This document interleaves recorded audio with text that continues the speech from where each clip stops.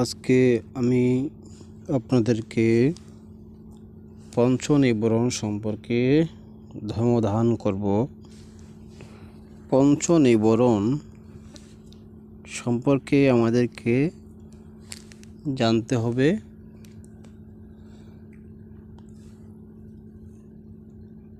আকাশে চাঁদের মধ্যে যেমন মেঘ করলে মেঘ যখন চাঁদকে আবৃত্তি করে রাখে, আলোকে উদয় হতে দেয় না, চুপ টুপ মেঘ সদৃশ পঞ্চনিবরণ চাঁদকে ঢেকে রাখার মতো যেমন মেঘ, তদ্রূপ পঞ্চনিবরণ আমাদের জ্ঞান ও চক্ষুকে, প্রজ্ঞা ও চক্ষুকে আবৃত্তি করে রাখে, ঢাকনা দেওয়ার মতো ঢেকে রাখে, যার কারণে আমরা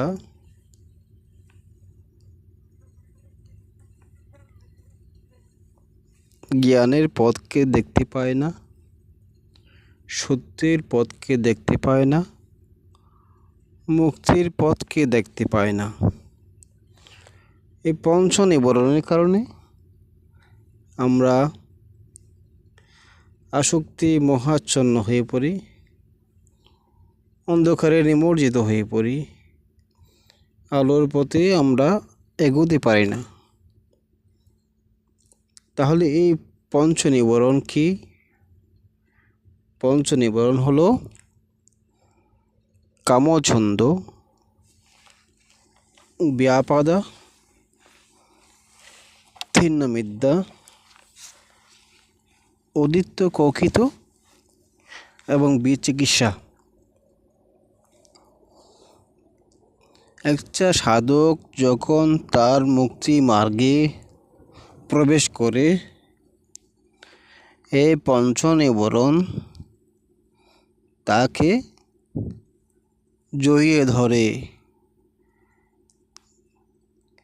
ম্যানহোলের ঢাকনার মতো চাপ দিয়ে ধরে। ওই ঢাকনাটা খোলার জন্য, আলোকে উদ্ভাসিত করার জন্য পঞ্চনিবরণকে ধামে ধামানোদস্য হয়ে সাধনা করতে হবে, চিন্তা করতে হবে। বিদর্শন উৎপন্ন করার জন্য পঞ্চনিবরণকে ক্ষীণ করতে হবে। যতক্ষণ আমার মধ্যে এই পঞ্চনিবরণ থাকবে, ততক্ষণ আমরা অবিদ্যা হতে মুক্ত হতে পারবো না, বিদ্যার পথ উৎপন্ন করতে পারবো না, জ্ঞানের পথ উন্মোচিত হবে না, প্রজ্ঞা উদয় হবে না। এই পঞ্চনিবরণ ক্ষীণ হলে আমাদের উপাচার চিত্ত উৎপন্ন হয়, অর্পণা চিত্ত উৎপন্ন হয়। প্রথম ধ্যান, দ্বিতীয় ধ্যান, তৃতীয় ধ্যান, চতুর্থ ধ্যান এবং পঞ্চম ধ্যান, ওই ধ্যান স্তরগুলো আমরা আয়ত্ত করতে পারি। পঞ্চনিবরণকে সাধন পথে আপনাকে জেনে জেনে বিনাশ করতে হবে। একজন সাধক যে সাধনা করেন না কেন, পঞ্চনিবরণ তার মধ্যে উৎপন্ন হয়। পঞ্চনিবরণ তাকে ঢেকে রাখে, জড়িয়ে ধরে, পিছু টানে। সমস্ত ভাবনার মধ্যে আমরা একটা বিষয়কে জপ করে থাকি, কিন্তু এই পঞ্চনিবরণ জানার পদ্ধতিটা হচ্ছে কি বিদর্শন, বিশেষভাবে দর্শন। এই পঞ্চনিবরণকে বিশেষভাবে দর্শন না করলে আমরা জ্ঞানের পথ উন্মোচন করতে পারে না, আলোর পথ, সত্যের পথ দেখতে পায় না, সত্যকে আবিষ্কার করতে পারে না। উদিত সূর্য যেমন উদয় হয়, তেমনি প্রজ্ঞাচক্ষু উৎপন্ন হয়। সূর্য যেমন অস্তমিতে যায়, তেমনি প্রজ্ঞা অস্তমিতে যায়, মার্গপথ অস্তমিতে যায়। এই প্রজ্ঞাকে বিকাশ করার জন্য পঞ্চনিবরণকে ক্ষীণ করতে হবে। পঞ্চনিবরণকে ক্ষীণ করার জন্য আমাদেরকে চারি স্থিতিপ্রস্থান ধ্যান আচরণ করতে হবে। পঞ্চনিবরণ প্রথম হচ্ছে কামছন্দ। এই কামছন্দ উৎপন্ন হলে একজন সাধক এই নিবরণকে চিহ্নিত করতে না পারলে তার এমন উত্তেজনা উৎপন্ন হয়, সে আর ধ্যানের মধ্যে নিজেকে নিমগ্ন রাখতে পারে না, একাগ্রতা হারায়। এই কামছন্দকে জানার জন্য চারি সামক প্রদান বা সমক ব্যায়াম অনুসারে অপ্রমত্ততার সহিত আপনাকে এই নিবরণকে জানতে হবে সম্প্রজ্ঞানের মাধ্যমে। কামছন্দ যখন উৎপন্ন হয়, এটা উৎপন্ন হয়েছে, উৎপন্ন কামছন্দকে বর্ধন করতে হবে। যে কামছন্দ তীব্র হবে তাকে আপনার নিবৃত্তি করতে হবে, ক্ষয় করতে হবে, পুনঃ পুনঃ সম্প্রজ্ঞানের মাধ্যমে, জানার মাধ্যমে। কামছন্দ কামছন্দ কামছন্দ আস্তে আস্তে সে নিবরণ ক্ষীণ হবে, সে নিবরণ প্রহান হবে, চলে যাবে।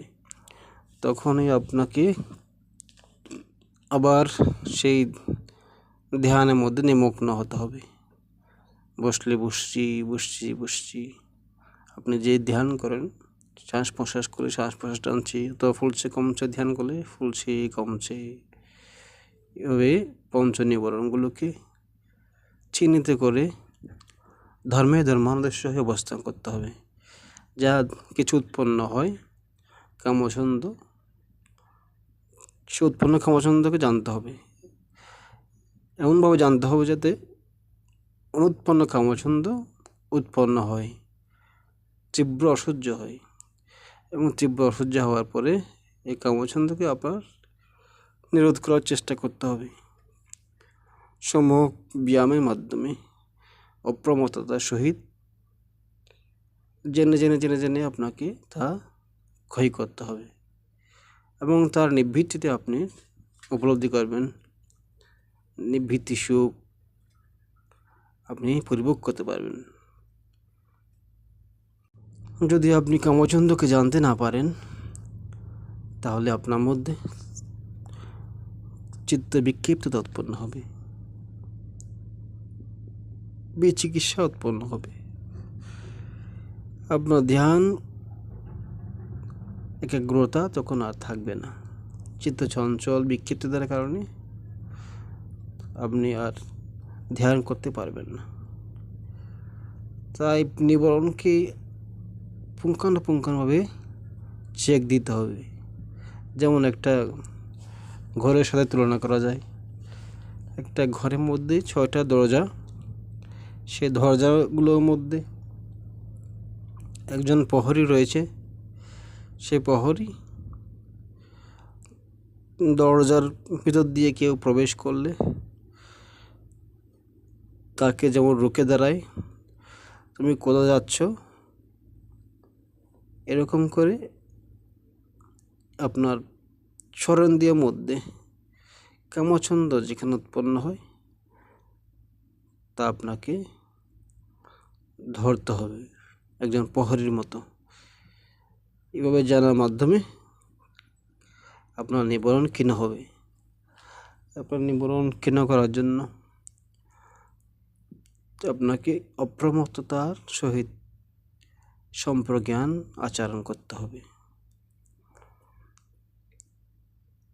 এরপর হচ্ছে ব্যাপাদা। কামছন্দকে আমরা জানছি, এরপর হচ্ছে ব্যাপাদা। ব্যাপাদা অর্থ কি? হিংসা, বিদ্বেষ, দেশচিত্ত সম্পন্নতা।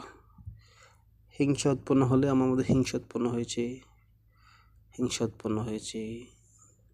বিদ্বেষ, দেশচিত্ত উৎপন্ন হলে দেশচিত্ত উৎপন্ন হয়েছে জানতে হবে। এটা বাড়লেই বাড়ছে। তীব্র হচ্ছে, কমলে কমছে। হিংসা প্রবৃত্তি হচ্ছে কি ব্যাপাদা।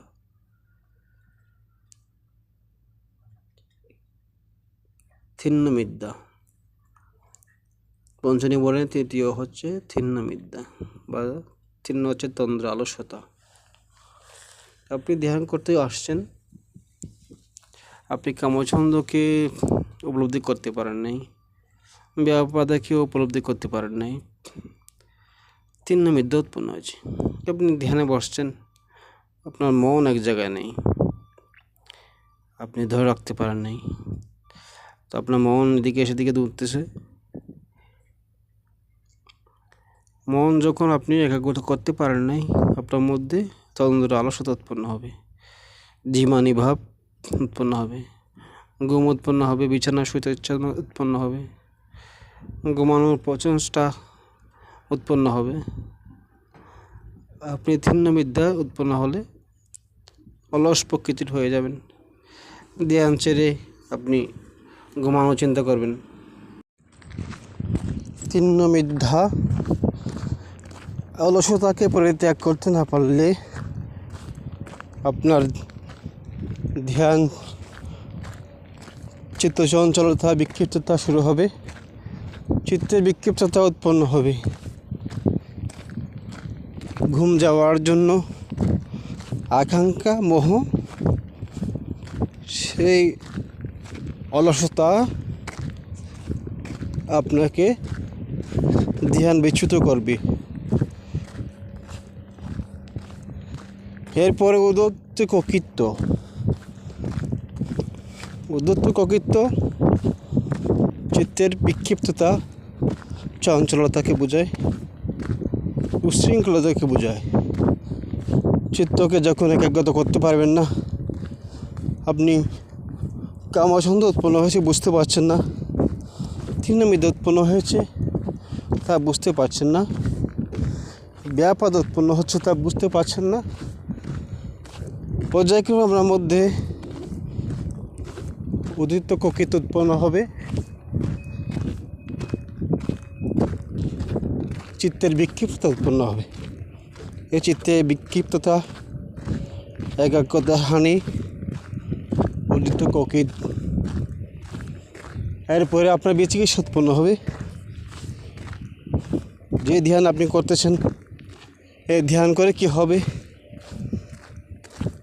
এই ধ্যান করে আমি মুক্তি লাভ করতে পারবো না, আমাকে দিয়ে হবে না, এরকম করে আপনার মধ্যে বিশ্বাসটা নষ্ট হয়ে যাবে।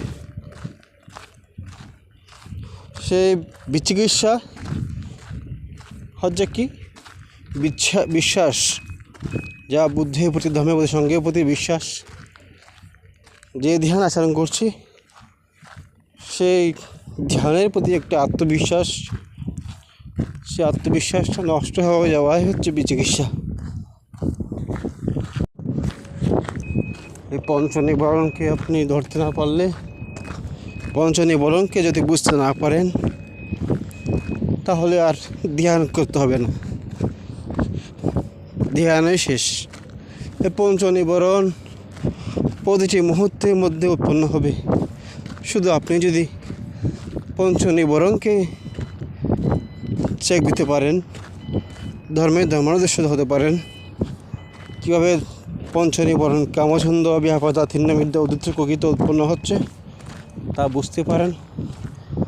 উদিত ককিত এবং বিচিকিৎসা পর্যায়ক্রমে একটা পর একটা কীভাবে উৎপন্ন হচ্ছে তা যদি আপনি বুঝতে পারেন, ধ্যানকে যদি পঞ্চনিবরণের দিকে প্রসারিত করতে পারেন, উৎপন্ন হলে উৎপন্ন হয়েছে জানতে হবে এবং কামছন্দ বৃদ্ধি পালে বৃদ্ধি পেয়েছে, তীব্র হলে তীব্র হয়েছে, এভাবে জেনে জেনে আসছে এই পঞ্চনিবরণ ক্ষীণ হবে। পঞ্চনিবরণ ক্ষীণ হলে আপনার মধ্যে আলোর পথ উৎপন্ন হবে, সম্যক পথ উৎপন্ন হবে। উপচার ধ্যানের পরে গোত্র উৎপন্ন হতে পারে, সম্যক দৃষ্টি উৎপন্ন হতে পারে। আপনি সম্যক মার্গের প্রতি বদল লাভ করতে সক্ষম হবেন। পঞ্চনিবরণকে চেক দিলেই একটা ভাবনা করে আপনি অরহত্য মার্গে পর্যন্ত পৌঁছতে পারবেন।